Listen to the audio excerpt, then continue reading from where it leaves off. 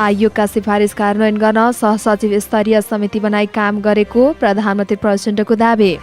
लेखनाथ दाहाल विरुद्ध खनिए केपी शर्मा ओली भ्रष्टाचार गरेको अभिव्यक्ति दिनु देशद्रोह रहेको भनाई। आयोगका सिफारिस सरकारले पूर्ण रूपमा कार्यान्वयन नगरेको तप बहादुर मगरको गुनासो।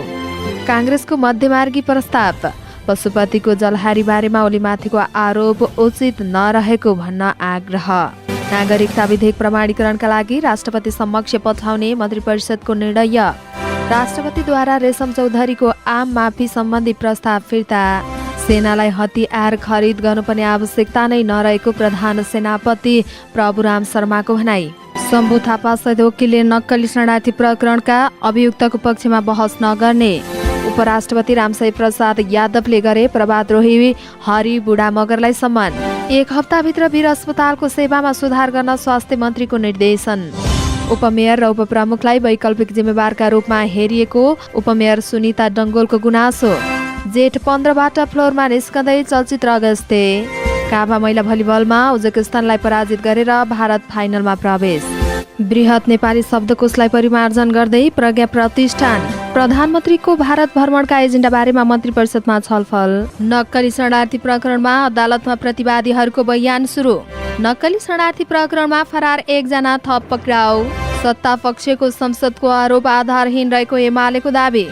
नागढुङ्गा सुरुङ मार्गमा 1 वर्षभित्र गाडी चल्ने भौतिक पूर्वाधार यातायात मन्त्री प्रकाश ज्वालाको दावी। रेशम चौधरीलाई आम माफी नदिन राष्ट्रपति कार्यालयमा निवेदन। नेत्रहीनका लागि सरकारले लचिलो सिप परीक्षण विधि अपनाउन आवश्यक रहेको शिक्षा विज्ञान तथा प्रविधि मन्त्रालयका सचिव रामकृष्ण सुवेदीको भनाई। समयमा नै मल उपलब्ध गराउन माग गर्दै रत्न पार्कमा प्रदर्शन। सप्तरीमा करेन्ट लागेर 1 विद्यार्थीको मृत्यु। घटनाको विरोधमा प्रदर्शन। बागमती प्रदेशमा सार्वजनिक यातायातको भाडा घट्यो। जनमत पार्टीको केन्द्रीय समितिको बैठक। सरकार बारेमा ठोस निर्णय हुने।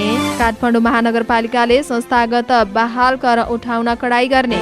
जनकपुर धाम 11 का वडाध्यक्ष र सचिव विरुद्ध भ्रष्टाचारको मुद्दा दायर। मिस नेपालको ग्रान्ड फिनालेमा अभ्याले ब्यान्ड बिना नै प्रस्तुति दिने। खोटाङमा हावाहुरीले विद्यालयको छानो उडायो। पठन पाठन प्रभावित। दक्षिण कोरियाको विमान अवतरण हुनु अगाडि ढोका खोलिदिने 1 जना यात्रु पक्राउ। र पाकिस्तानका पूर्व प्रधानमन्त्री इमरान खानलाई देश बाहिर जान प्रतिबन्ध। नमस्कार, अनलाइन समाचारमा यहाँलाई हार्दिक स्वागत छ। आज मिति 2080 साल जेठ महिनाको 13 गते शनिबार। आज पनि हामी उपस्थित भइसकेका छौँ। देशभरका के भयो सम्पूर्ण जानकारी लिएर हाम्रो भिडियोलाई अन्तिमसम्म हेर्नुहोला। अनि कस्तो लाग्छ त्यस्तै सल्लाह सुझाव अनि प्रतिक्रिया तल कमेन्ट बक्समा कमेन्ट गर्न सक्नुहुनेछ। अब समाचार विस्तारमा। प्रधानमन्त्री पुष्पकमल दाहाल प्रचण्डले राष्ट्रिय मानवाधिकार आयोगका सिफारिसहरू कार्यान्वयनका लागि सहसचिव स्तरीय समिति बनाएर काम गरिरहेको बताउनु भएको छ। शुक्रबार आयोगको 23औं वार्षिक उत्सव कार्यक्रमलाई सम्बोधन गर्दै उहाँले यस्तो बताउनु भएको हो। उहाँले राष्ट्रिय मानवाधिकार आयोगका सिफारिसहरू कार्यान्वयनका लागि प्रधानमन्त्री तथा मन्त्री परिषद कार्यालयमा सहसचिव स्तरीय समिति बनाएर कार्य भइरहेको बताउनुभयो।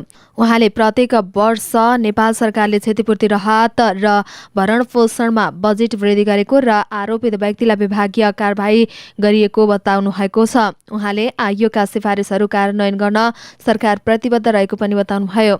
आयोगको स्वतन्त्रता र स्वच्छतालाई अविच्छिन्न राख्नका लागि पनि सरकार सदैव तत्पर रहेको उहाँको भनाइ छ। उहाँले सरकारले आयोगको संस्थागत सुदृढीकरण र मानवाधिकार आयोग ऐन संशोधनको विषयलाई पनि प्राथमिकतामा राखेको बताउनुभयो। प्रधानमन्त्री दाहालले मानवाधिकार आयोगको स्तर निर्धारण गर्ने संयुक्त राष्ट्रसङ्घीय global alliance for natural human right इन्स्टिट्युसनले अहिले आयोगलाई बी स्तरमा झार्न प्रस्ताव गरेको भन्दै आयोगलाई बी स्तरमा झार्ने प्रस्ताव गरेको सन्दर्भमा सरकार गम्भीर रहेको बताउनुभयो।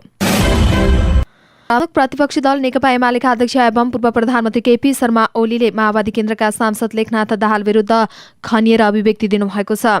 देशमा कोही पनि इमान्दार मान्छे छैनन् भनेर देखाउन सांसद दाहालले संसदमा आफूमाथि पशुपतिनाथमा सुनको भनेर पित्तलको जलहारी चढाएर भ्रष्टाचार गरेको अभिव्यक्ति दिएको ओलीको कटाक्ष छ। यस्तो यस्तो अभिव्यक्ति दिनु नै देशद्रोही भएको ओलीको जिकिर छ। शुक्रबार पार्टीको स्कुल विभाग र स्थानीय निकाय विभागले केन्द्रीय कार्यालय च्यासलमा आयोजना गरेको कार्यक्रममा बोल्दै अध्यक्ष ओलीले यस्ता असत्य आधारहीन र जनतालाई भ्रममा पार्ने कुरामा पुष्टि गर्न कुनै पनि आधार नभएको बताउनुभयो। एउटा जडाहाले पनि नबोल्ने खालको अभिव्यक्ति संसद दाहालले दिएकोले पनि एमाले त्यसको विरोधमा संसद अवरुद्ध पारेको ओलीको भनाइ छ। उहाँले कुनै पनि भ्रष्टाचारको काण्डमा एमाले संलग्न नभए पनि सत्तारूढ दलहरूले मिलेर आरोप लगाएको बताउनुभयो। अध्यक्ष ओलीले संसदमा दाहाल प्रति संकेत गर्दै सामाजिक मर्यादाको समेत ख्याल नगर्ने सांसद भएको भन्दै आक्रोश व्यक्त गर्नुभयो। राष्ट्रिय मानवाधिकार आयोगका अध्यक्ष तपबहादुर मगरले आयोगले गरेका सिफारिस पूर्ण रूपमा कार्यान्वयनमा ल्याउनका लागि सरकारले प्रतिबद्धता जनाए पनि परिणाम सन्तोषजनक नआएको बताउनु भएको छ। शुक्रबार आयोगको 23औं वार्षिक उत्सव कार्यक्रममा बोल्दै अध्यक्ष मगरले यस्तो बताउनु भएको हो। उहाँले आयोगले सिफारिस गरेका कार्यान्वयनलाई निरन्तरता दिनका लागि प्रतिबद्धता जनाए पनि पूर्ण रूपमा कार्यान्वयन नभएको गुनासो गर्नुभयो। उहाँले आयोगले सरकारलाई सिफारिस गरेको 15.30% पूर्ण कार्यान्वयनमा आएको बताउनुभयो। उहाँले 29.2% आंशिक र कार्यान्वयन हुन अझै नसकेका 45% सिफारिस रहेको बताउनुभयो। उहाँले पीडितलाई क्षतिपूर्तिका लागि आयोगले सिफारिस गरे अनुसार पर्याप्त बजेट निकासा नहुँदा र छुट्टै कोषको अभावमा सबै पीडितहरूले क्षतिपूर्ति पाउन नसकेको बताउनुभयो। पशुपतिनाथको मन्दिरमा राखेको जलारी बारेमा उठेको प्रश्नले शुक्रबारको प्रतिनिधि सभाको बैठक प्रभावित भयो। सरकारको आगामी आर्थिक वर्षको नीति तथा कार्यक्रममाथि उठेको प्रश्नको प्रधानमन्त्री पुष्पकमल दाहाल प्रचण्डले जवाफ दिने गरी बोलाइएको प्रतिनिधि सभाको बैठकको सुरुमै एमाले यो विषय उठाएर अवरोध गरेको हो। एमालेको अवरोधका कारण 11 बजेका लागि बोलाइएको बैठक कार्यसूची प्रवेश नै नगरिकन स्थगित भयो। त्यसपछि पनि संघीय संसद सचिवालयका महासचिव भरतराज गौतमले 2 पटक सूचना टाँसेर प्रतिनिधि सभाको बैठक स्थगित गरिसक्नुभयो। सभामुख देवराज घिमिरेको कार्यकक्षमा पशुपतिनाथको मन्दिरमा राखेको जलाहारी बारेमा उठेको प्रश्न र त्यस उप संसदले गर्न सक्ने कार्यका सम्बन्धमा पटक पटक सर्वदलीय बैठक र छलफल भएको छ, तर निचोड निस्केन। नेताहरूका अनुसार एमाले माओवादीका सांसद लेखनाथ दाहालले माफी माग्नुपर्ने अडान राखेका छन्। माओवादी केन्द्रले संसदीय छानबिन समिति गठन गर्नुपर्ने र त्यस मार्फत अगाडि बढ्ने प्रस्ताव गरेको छ। कुनै पनि हालतमा माओवादी सांसदले माफी माग्नुपर्ने एमालेको अडानका कारण सहमति जुट्न नसकेको नेपाली कांग्रेसले मध्यमार्गी प्रस्ताव गरेको छ। कांग्रेसका तर्फबाट प्रमुख सचेतक रमेश लेखकले पशुपतिको जलाहारी बारेमा अख्तियार दुरुपयोग अनुसन्धान आयोगमा अनुसन्धान जारी रहेको उल्लेख गर्ने र प्रमुख प्रतिपक्षी दल नेकपा एमालेका अध्यक्ष केपी शर्मा ओलीमाथिको आरोप उचित नरहेको भनेर जाने गरी मध्यमार्गी गर्न प्रस्ताव गर्नुभएको छ। सरकारले नागरिकता विधेयक प्रमाणीकरणका लागि राष्ट्रपति रामचन्द्र पौडेल समक्ष पठाउने निर्णय गरेको छ। शुक्रबार बसेको मन्त्री परिषद बैठकले यसअगाडिकी राष्ट्रपति विद्यादेवी भण्डारीले प्रमाणीकरण गर्न अस्वीकार गरेको विधेयक पुनः प्रमाणीकरणका लागि पठाउने निर्णय गरेको एक मन्त्रीको भनाइ छ। नागरिकता विधेयक प्रमाणीकरणका लागि राष्ट्रपतिलाई अनुरोध गरेर पठाउने निर्णय भएको छ, ती मन्त्रीको भनाइ छ। यसअगाडि सत्ता गठबन्धनमा नागरिकता विधेयक अगाडि बढाउन राष्ट्रपतिलाई आग्रह गर्ने निर्णय गरेको थियो। त्यस लगत्तै शीतल निवासले कानूनविदसँग आवश्यक परामर्श समेत गरिसकेको अवस्था थियो। शुक्रबार सोही अनुसार मन्त्री परिषदले दुवै संसदले 2 पटक पारित गरिसकेको विधेयक प्रमाणीकरणका लागि शीतल निवास पठाउने निर्णय गरेको हो। यद्यपि राष्ट्रपतिले प्रमाणीकरण गर्न मिल्ने कि नमिल्ने भन्नेमा भने विवाद कायमै छ। राष्ट्रपति रामचन्द्र पौडेलले रेशम चौधरीको माफी सम्बन्धी प्रस्ताव फिर्ता पठाउनु भएको छ। शुक्रबार राष्ट्रपति कार्यालयले चौधरीको माफी सम्बन्धी फाइल गृह मन्त्रालयमा फिर्ता गरेको हो। कानून नपुगेको देखेकाले गृह मन्त्रालयमा फाइल फिर्ता गरेको राष्ट्रपति पौडेलका सचिवालयले जनाएको छ। रेशम चौधरीको माफी सम्बन्धी प्रचलन कानून सर्वोच्चको फैसला सर्वोच्च अदालतद्वारा प्रतिपादित सिद्धान्त विपरीत नहुने गरी कानून बमोजिम गर्न भनेर राष्ट्रपति कार्यालयले मन्त्रालय फाइल फिर्ता गरेको सचिवालयले जनाएको छ। यसैबीच टिकापुरमा हत्या भएका नेपाल प्रहरीका इन्सपेक्टर केशव बोहराकी पत्नी शारदा बोहराले राष्ट्रपति कार्यालयमा दिएको निवेदनलाई पनि राष्ट्रपति कार्यालयले गृह मन्त्रालयको कार्यार्थ पठाएको छ। प्रधान सेनापति प्रभुराम शर्माले नेपाली सेनालाई शान्ति मिसनका लागि हतियार खरिद गर्नुपर्ने आवश्यकता नै नरहेको बताउनु भएको छ। अन्तर्राष्ट्रिय संयुक्त राष्ट्र संघीय शान्ति दिवसका अवसरमा आयोजित कार्यक्रममा पत्रकारसँग कुरा गर्दै उहाँले संगठनलाई चाहिने आवश्यक हतियार पर्याप्त मौजात रहेको र अहिले हतियार किन्नुपर्ने अवस्था नै नरहेको स्पष्ट पार्नु भएको हो। प्रधान सेनापति शर्माले भन्नुभयो, UN मिसनका लागि हतियार नभएर विभिन्न भेहिकलहरूका पार्ट्स आवश्यकताका आधारमा सम्बन्धित देश वा नजिकका बजारबाट सुलभ मूल्यमा खरिद गर्नु स्वाभाविक भएकाले पनि बजारको अध्ययनका कुरा हुन सक्ने भए पनि हतियार भने खरिद गर्नुपर्ने आवश्यकता छैन। मित्र राष्ट्र चीनसँग 2045 यता कुनै हतियार खरिद नगरिएको स्पष्ट गर्दै उहाँले जुनसुकै देशबाट हतियार खरिद गर्नु परेको खण्डमा स्वीकृति लिएर NNITको परिधिभित्र रहेर मात्रै प्रक्रिया अगाडि बढाउन सकिने उहाँको भनाइ छ। केही कानुन व्यवसायीहरूले नक्कली भुटानी शरणार्थी प्रकरणमा मुछिएकाहरूको आरोपितको कानुनी प्रतिरक्षा नगर्ने भएका छन्। कुनै सार्वजनिक प्रतिक्रिया नजनाइकन उनीहरूले व्यस्तताको कारण भन्दै मुद्दा नहेर्ने निधो गरेका हुन्। सामान्य छलफलबाट यस्तो निष्कर्षमा पुगेपछि उनीहरूले प्रक्रियाका क्रममा व्यक्तिगत रुचि भने तय गरेका छन्। यो राष्ट्रिय हित विरुद्धको काम हो। मुलुकको छवि नै अन्तर्राष्ट्रिय स्तरमा गिराउने गरी लज्जाको विषय बनेको छ। एक कानुन व्यवसायीले भने मन्त्री परिषददेखि गृह मन्त्रालयसम्म भ्रष्टाचार र माफियाको जालो फैलिएर गरिएको यो मुद्दाबाट पनि हामी टाढा नै बसौँ भन्ने भएको हो। एक कानुन व्यवसायीका अनुसार वरिष्ठ अधिवक्ता शम्भु थापा, चण्डेश्वर श्रेष्ठ, डाक्टर चन्द्रकान्त ग्यावाली र टिकाराम भट्टराईले यो मुद्दाको बहस पौरवीबाट टाढा रहने निचोड निकालेका हुन्। तर सार्वजनिक प्रतिक्रियाहरूमा भने उनीहरूले व्यस्तताका कारण भनेर जवाफ दिएका छन्। वरिष्ठ अधिवक्ता शम्भु थापाले अहिलेसम्म नक्कली शरणार्थी प्रकरणमा कुनै पनि पक्षका तर्फबाट आफ्नो वकालतमा नपरेको बताउनु भएको छ। उहाँले भन्नुभएको छ, यो भन्दा थप नबोलौँ। अधिवक्ता टिकाराम भट्टराईले व्यस्तताका कारण कतिपय आरोपितहरूको प्रतिरक्षा गर्न नसक्ने जवाफ दिनुभएको छ। उपराष्ट्रपति रामसाई प्रसाद यादवले घुँडामाथिसम्म दुवै खुट्टा नभएर पनि विश्वको सर्वोच्च शिखर सगरमाथाको सफलतापूर्वक आरोहण गरेका प्रभातरोही हरिबुढा मगरलाई शुक्रबार विशेष सम्मान गर्नुभएको छ। लैनचौरस्थित उपराष्ट्रपति कार्यालयमा विशेष समारोहको आयोजना गरेर उहाँले सफल आरोही बुढा मगरलाई बधाई तथा शुभकामना दिनुभएको हो। 13 वर्ष अगाडि गोर्खा सैनिकका रूपमा अफगानिस्तानको लडाईँमा दुवै खुट्टा गुमाएपछि पनि आफ्नो कठोर परिश्रम, दृढ इच्छा शक्ति र जीवनका लागि केही गर्ने हुटुटीको साथ तपाईलाई कीर्तिमानी बनाएको छ। उपराष्ट्रपति यादवले भन्नुभयो, खुट्टा नहुँदाको प्रतिकूलतालाई चिर्दै कृत्रिम खुट्टाको प्रयोग गरी बुढा मगरले विश्व कीर्तिमान कायम गरेको उल्लेख गर्दै उपराष्ट्रपति यादवले यसबाट सम्पूर्ण नेपाली गौरवान्वित भएको बताउनुभयो।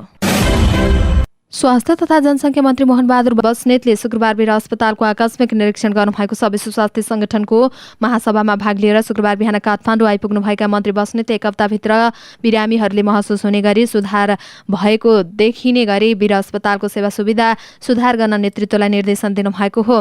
वीर अस्पतालको सेवा सुविधा नसुध्रेसम्म देशको अन्य स्वास्थ्य संस्थाको सेवा सुधार गर्न नसकिने बताउँदै मन्त्री बस्नेतले सबैभन्दा पहिले वीरको सेवा सुविधा सुधार हुनुपर्नेमा जोड दिनुभयो। मन्त्री बस्नेतले भन्नुभयो, वीर अस्पताल देशको लिडर अस्पताल हो। वीरको सेवा सुधार गर्न हरेक चिकित्सकले इमान्दार प्रयास गर्नुपर्ने र त्यसका लागि आवश्यक सहयोग गर्न मन्त्रालय तयार रहेको उहाँको भनाइरहेको छ।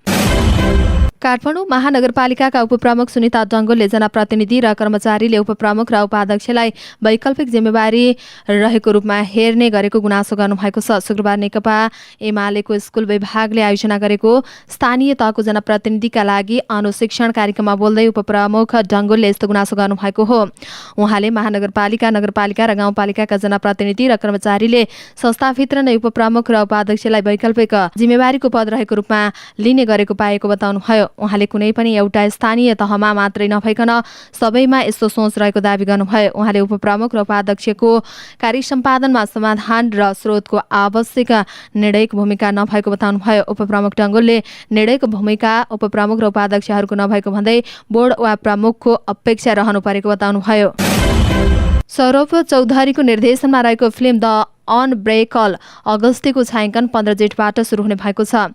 डार्क हर्स इन्टरटेनमेन्टको ब्यानरमा निर्माण हुने फिल्म नेपालको काठमाडौँ र नवलपरासी, भारतको गोरखपुर, बनारसमा छायाङ्कन हुनेछ। सौगात मल्ल, नाजिर हुसेन, मालिका महत, प्रमोद अग्रहरी, रविन्द्र झा, विजय बरा लगायतका कलाकारको मुख्य भूमिका रहने फिल्म 2 च्याप्टरमा निर्माण हुनेछ। फिल्मको कथा निर्देशक स्वयंको हो। उनले दुवै च्याप्टरको कथा तयार पारिसकेका छन्। फिल्मलाई प्रकाश मल्ल र अनिश तामाङले निर्माण गर्न लागेका हुन्। सञ्जय लामाको छायाङ्कन रहने फिल्मको नाम हिन्दू धर्मका 7 ऋषि मध्येका एक अगस्त्य ऋषिको नामबाट जुडाइएको हो।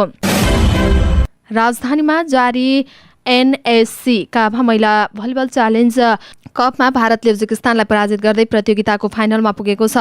त्रिपुरेश्वर स्थित राष्ट्रिय खेलकुद परिषद राखेपको कबडहलमा शुक्रबार भएको पहिलो सेमिफाइनल खेलमा भारतले उज्बेकिस्तानलाई 3-0 को सोझो सेटमा पराजित गर्दै फाइनलमा पुगेको हो। भारतले पहिलो सेट 25-17, दोस्रो सेट 25-20, तेस्रो तथा अन्तिम सेट 25-15 ले जितेर फाइनल खेलेको हो। भारतले फाइनलमा नेपाल र काजाकिस्तान बीचको विजेतासँग प्रतिस्पर्धा गर्नेछ। फाइनल AZ 14 गते आइतबार हुनेछ। नेपाल प्रज्ञा प्रतिष्ठानले बृहत नेपाली शब्दकोशलाई परिमार्जन गर्ने भएको छ। शुक्रबार प्रतिष्ठानमा नयाँ नेतृत्व आएको 100 दिन पुगेको अवसरमा आयोजित पत्रकार सम्मेलनमा बोल्दै बृहत शब्दकोशमा विवाद रहेको भन्दै परिमार्जन गर्ने निर्णय गरेको जनाइएको हो। पत्रकार सम्मेलनमा बोल्दै प्रतिष्ठानका कुलपति भूपाल राईले यसअगाडि छापिएको बृहत नेपाली शब्दकोशमा विवादित शब्दहरू रहेको भन्दै उजुर्याएको बताउनुभयो। उहाँले बृहत नेपाली शब्दकोशमा कुनै पनि विवाद नआउने गरी परिमार्जन गर्ने निर्णय गरेको बताउनुभयो। उहाँले बृहत शब्दकोश परिमार्जनका लागि सामाजिक संस्था र सरकारवाला निकायसँग छलफल गरी समिति बनाएर काम गर्ने पनि बताउनुभयो। प्रधानमन्त्री पुष्पकमल दाहाल प्रचण्डको भारत भ्रमणको एजेन्डा बारेमा शुक्रबारको मन्त्री परिषदको बैठकमा छलफल भएको छ। बैठकमा भ्रमणमा के कस्ता एजेन्डाहरूलाई उठाउने भन्ने बारेमा छलफल भएको एक मन्त्रीको भनाइ छ। ती मन्त्रीका अनुसार खास गरी भौतिक पूर्वाधार मन्त्रालयमा तहतको बथानाहा विराटनगर कटहरी रेलमार्ग निर्माणको कार्यलाई उच्च प्राथमिकतामा राख्न भारत सरकारलाई आग्रह गर्ने निर्णय गरेको छ। भारत सरकारको सहयोगमा सन् 2011 देखि सो रेलवे ट्र्याक खोल्ने काम सुरु भएको छ। बैठकमा प्रधानमन्त्रीको भारत भ्रमणका नेपालले उठाउने यसबाहेक अन्य केही महत्त्वपूर्ण एजेन्डा बारेमा पनि छलफल भएको ती मन्त्रीको भनाइ छ। परराष्ट्र मन्त्रालय स्रोतका अनुसार प्रधानमन्त्री प्रचण्डले जेठ 17 गतेदेखि 20 गतेसम्म भारतको भ्रमण गर्ने तय भएको छ। भ्रमणको तयारी स्वरूप बिहिबार भारतका लागि नेपाली राजदूत डाक्टर शङ्कर शर्माले भारतीय विदेश मन्त्री एस जयशङ्करसँग भेटवार्ता गर्नुभएको थियो। नक्कली भुटान शरणार्थी प्रकरणमा पक्राउ परेका 16 जना प्रतिवादीको बयान सुरु भएको छ। शुक्रबारबाट पक्राउ परेका 16 जनाको बयान लिन सुरु गरिएको हो। उनीहरूको काठमाडौँ जिल्ला अदालतमा न्यायाधीश समक्ष बयान लिइरहेको जनाइएको छ। नेपालीहरूलाई नक्कली भुटान शरणार्थी बनाएर अमेरिका पठाउन खोज्ने 30 जना विरुद्ध बुधबार काठमाडौँ जिल्ला अदालतमा मुद्दा दर्ता गरिएको थियो।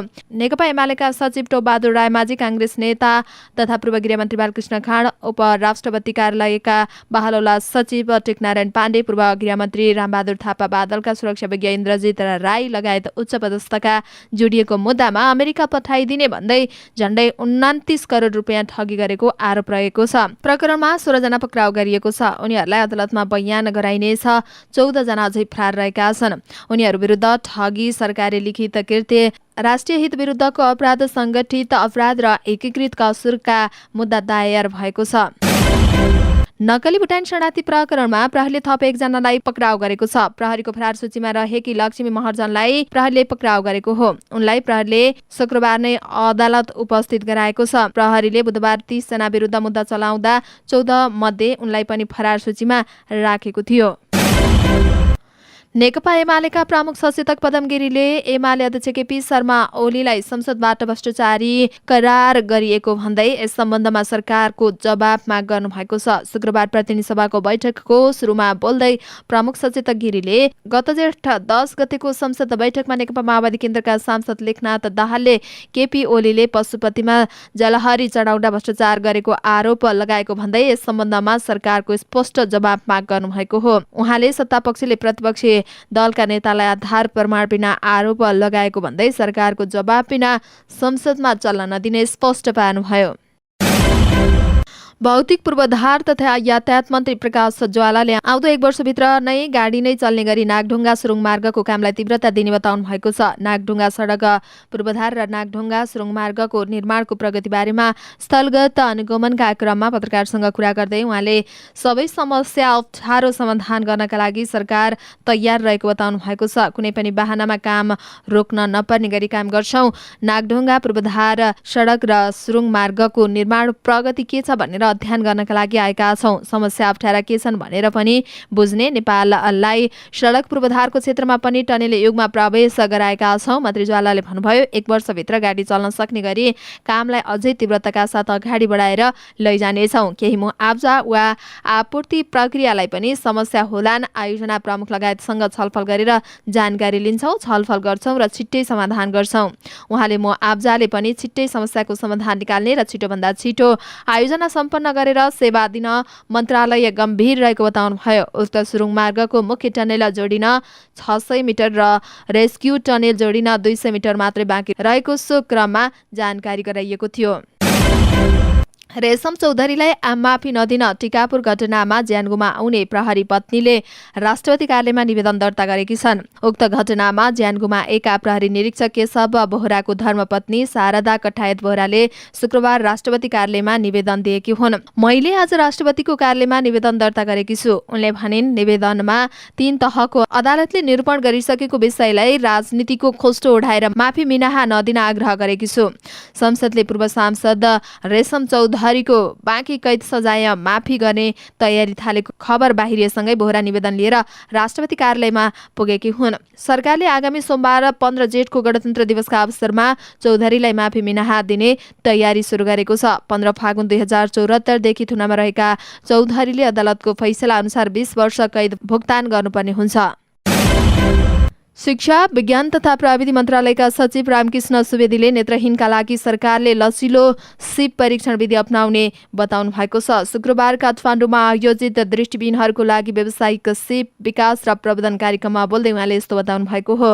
उहाँले सीसीटीभीसँग सहकार्य गरी सरकारले नेत्रविहीनका लागि लचिलो सिप परीक्षण विधि अपनाउन सके नेत्रहीनले पनि सजिलै रोजगार पाउने अवस्था सृजना हुन सक्ने बताउनुभयो। उहाँले नेत्रहीनका लागि कस्ता सिप दिने भन्ने बारेमा विस्तृत छलफल गर्न आवश्यक देखिएको बताउनुभयो। नेपाल मजदुर किसान पार्टी निकट क्रान्तिकारी किसान संघले सरकारसँग किसानलाई समयमा नै रासायनिक मल उपलब्ध गराउन माग गर्दै प्रदर्शन गरेको छ। सो संगठनले शुक्रबार राजधानीको रत्न पार्क शान्तिवन बाटिकामा विरोध प्रदर्शन गरेको हो। संघले बढ्दो भ्रष्टाचारका विरुद्धमा समेत आवाज उठाएको छ। अपराह्न रत्न पार्कबाट सुरु भएको विरोध र्याली जमल कमलादी जुद्ध शालिक हुँदै रत्न पार्कमा पुगेर कोरसभामा परिणत भएको थियो। प्रदर्शनमा सहभागीहरू किसानलाई तत्काल रासायनिक मलको व्यवस्था गर, जोत्नेलाई जमिनको व्यवस्था गर, भ्रष्टाचारीलाई कारबाही गर लगायतका नारा लेखेका प्लेकार्ड र ब्यानर बोकेका थिए। सप्तरीमा करेन्ट लागेर एक विद्यार्थीको मृत्यु भएको छ। मृत्यु हुनेमा राजविराज स्थित Shiv international boarding secondary school कक्षा 10 मा अध्ययनरत 15 वर्षका पेश लानन्द यादव रहेका छन्। राजगढ गाउँपालिका 1 झुटकी बस्ने लक्ष्मण प्रसाद यादवका छोरा पेशलानन्दको विद्यालयमै बिजुलीको तार हुकिङ गर्ने क्रममा 11,000 को भोल्टको तारमा छोइएर सिकिस्ता घाइते भएका थिए। शुक्रबार विद्यालयले नियमित रूपमा खेलकुद प्रतियोगिता आयोजना गर्दै आएको छ। करेन्ट लागेर गम्भीर घाइते भएका उनलाई उपचारका लागि गजेन्द्र नारायण सिंह अस्पताल राजविराज लगेपछि चिकित्सकले बिहान 8:35 मृत घोषणा गरेको सप्तरी प्रहरी प्रवक्ता डीएसपी नरेश कुमार सिंहले जानकारी दिनुभयो। घटनाको बारेमा अनुसन्धान भइरहेको उहाँको भनाइ छ।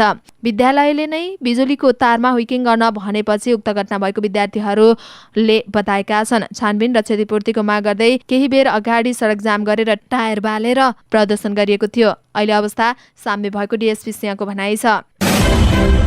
काठमाडौँ उपत्यकासहित बागमती प्रदेशमा चल्ने सार्वजनिक यातायातको भाडा घटेको छ। बागमती प्रदेशको श्रम रोजगार तथा यातायात मन्त्रालयको भाडा घटेको हो। नेपाल आयल निगमले डिजेलको भाव घटाएको 9 दिनपछि बागमती प्रदेशमा छोटो दूरीमा चल्ने गाडीको भाडा घटाइएको हो। मन्त्रालयले घटाएको भाडा दर राजपत्रमा प्रकाशित भएको जनाएको छ। काठमाडौँ उपत्यकाभित्र 5.9%, उपत्यका बाहिर छोटो दूरीका सार्वजनिक सवारी साधनमा 4.18% र मालवाहक सवारी साधनमा 5.69%ले भाडा घटाएको मन्त्रालयका सचिव आसमान तामाङले बताउनुभयो। उहाँले भन्नुभयो, नयाँ भाडा दर राजपत्रमा प्रकाशित भइसकेकाले आजबाट नै घटेको भाडा दर लागू हुन्छ।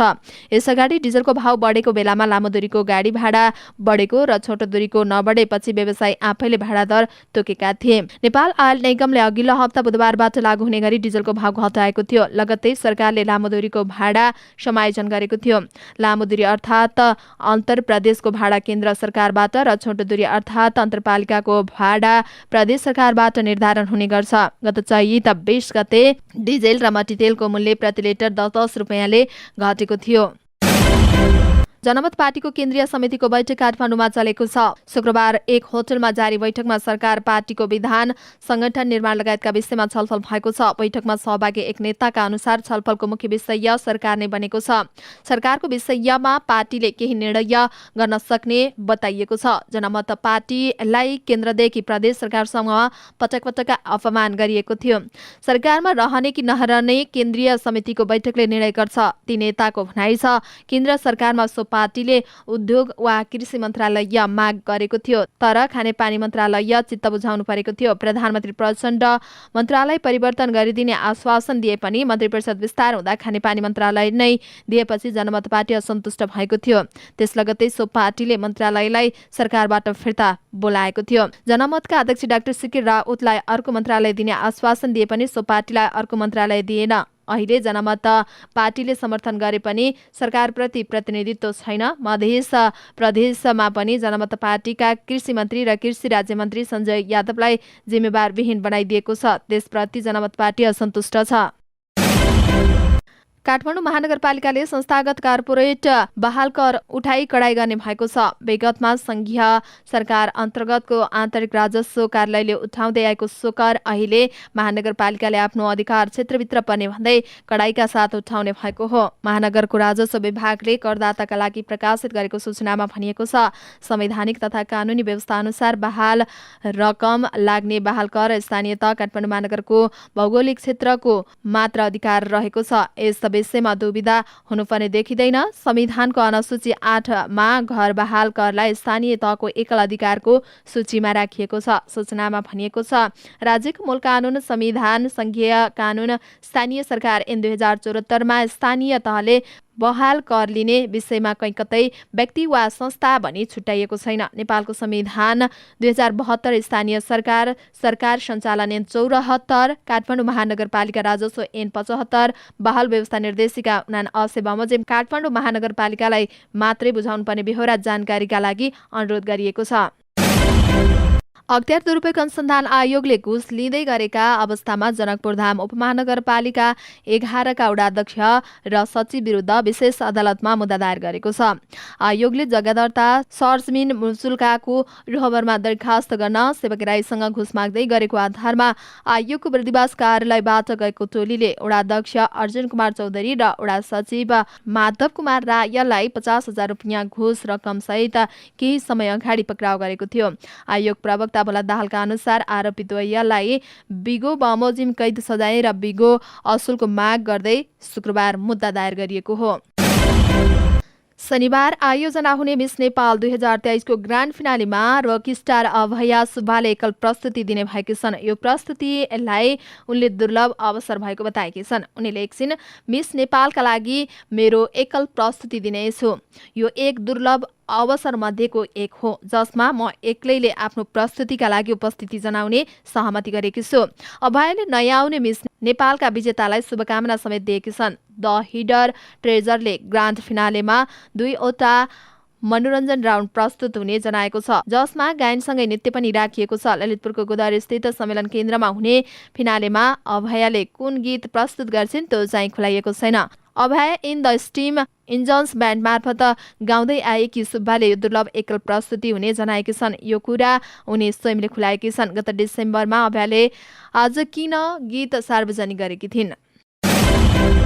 वर्षासँगै आएको हावाहुरीले खोटाङको दिप्रुङ चुइचुममा गाउँपालिका 4 बतासे स्थित महेन्द्र तारा आधारभूत विद्यालयको छाना उडाएको छ। बिहिबार साँझ परेको भारी वर्षासँगै आएको हावाहुरीले कक्षा 8सम्म पढाइ हुँदै आएको विद्यालयको एउटा भवनको जस्ताको छाना पूर्ण रूपमा उडाएको हो। हावाहुरीका कारण आइसिटी कक्षा, प्रशासन र पानी फिल्टर गर्ने उपकरण राखिएको भवन तथा अर्को कक्षा 4 र कक्षा 5 पठन पाठन हुँदै आएको भवनको छाना उडाएको प्रधानाध्यापक देवेन्द्र श्रेष्ठले बताउनुभयो। दिनभर विद्यालय सञ्चालन गरिएको थियो। साँझ वर्षासँगै आएको हावाहुरीले छाना उडाएपछि आइसिटी कक्षको कम्प्युटर, डेस्क, बेन्च लगायतका सामान भिजेको छ। उहाँले भन्नुभयो, हावाहुरीले विद्यालयको जस्ता पाताको छाना उडाएर पाखामा पुर्याउँदा ठूलो क्षति भएको छ। हावाहुरीका कारण तत्काल पठन पाठन सञ्चालन गर्न सक्ने अवस्था नरहेको जनाइएको छ। दक्षिण कोरियामा विमान अवतरण हुनुभन्दा पहिले नै विमानको ढोका खोलिदिएपछि एकजना यात्रु पक्राउ परेका छन्। दक्षिण कोरियाको दक्षिणी टापु जेजुबाट देगु अन्तर्राष्ट्रिय विमानस्थलका लागि उडेको एसियन एयरलाइन्सको विमानको ढोका खोलिदिएको आरोपमा झण्डै 30 वर्षका पुरुषलाई पक्राउ गरिएको स्थानीय प्रहरीलाई उद्धृत गर्दै बीबीसीले जनाएको छ। विमानमा 194 जना यात्रु थिए।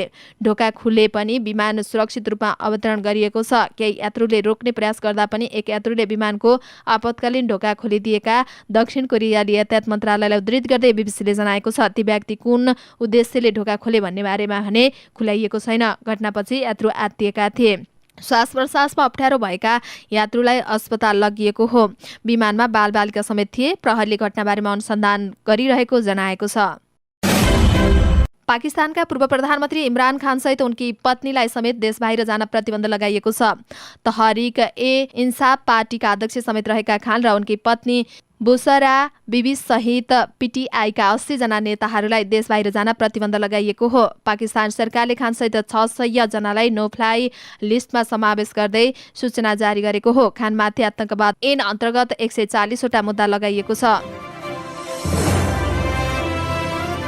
हवस् त दर्शक महानुभावहरू, आजका मुख्य समाचारहरू यति नै। हामीले प्रस्तुत गरेका विषयहरूप्रति तपाईँको धारणा के छ तल कमेन्ट बक्समा कमेन्ट उल्लेख गर्नुहोला। साथै तपाईँलाई लागेका कुनै पनि विषय उठाइदिए हुन्थ्यो जस्तो लाग्छ अथवा कुनै विषयमा समाचार दिन छुटाएका छौँ भने तपाईँ हामीलाई हाम्रो फेसबुक पेजमा गएर मेसेज पनि गर्न सक्नुहुनेछ अथवा तल कमेन्ट बक्समा कमेन्ट पनि गर्न सक्नुहुनेछ। तपाईँको कमेन्टले हामीलाई काम गर्नका लागि अझै ठुलो ऊर्जा दिनेछ। हाम्रो मेहनतको लागि एउटा यो भिडियोमा लाइक र कमेन्ट अवश्य गरिदिनुहोला। अनि च्यानललाई सब्स्क्राइब गर्नुभएको छैन भने पनि सब्स्क्राइब गरेर अल नोटिफिकेसन अन गर्न नछुटाउनुहोला। हामी पल पलका अपडेट लिएर फेरि आउने नै छौँ। त्यतिन्जेल तपाईँको हरेक पल शुभ रहोस्। नमस्कार।